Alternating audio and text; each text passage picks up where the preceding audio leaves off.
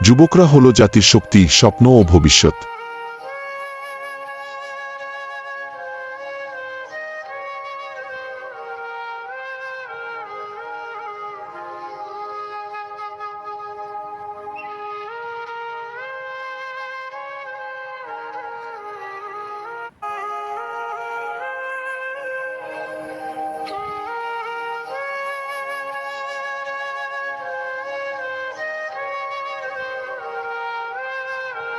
মানবিক দায়িত্ববোধ থেকে আল বারাকা আদর্শ গ্রাম যুব সংঘ নিজ গ্রামের বাইরে গিয়ে মানুষের দুঃখকষ্ট দূর করার চেষ্টা মেইন সড়কে সংস্কার কাজে নেমেছে, আলহামদুলিল্লাহ।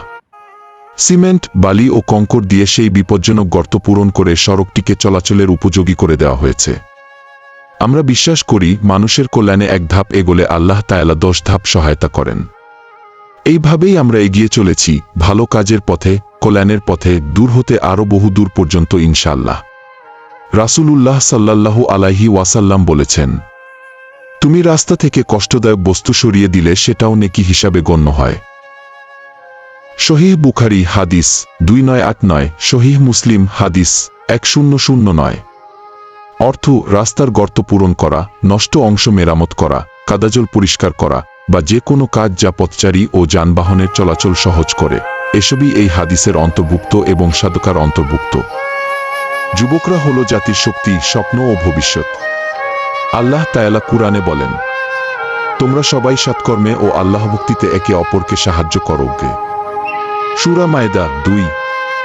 যুব উন্নয়ন কমিটি মূলত এমন একটি সংগঠন যা তরুণদের একত্রিত করে ভালো কাজ, সামাজিক সেবা, শিক্ষামূলক কার্যক্রম এবং মানবিক উদ্যোগে যুক্ত করে। কেন যুব উন্নয়ন কমিটিতে যুক্ত হওয়া উচিত?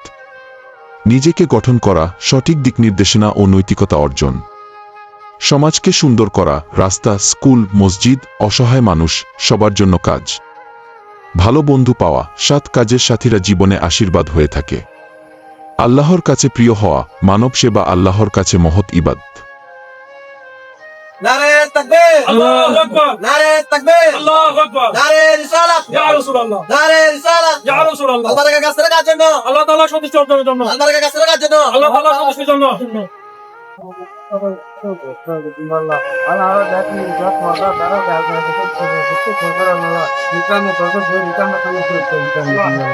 اللهم تقبل تنظيما في الدين والصالحين والصالحين آمين لا إله إلا الله.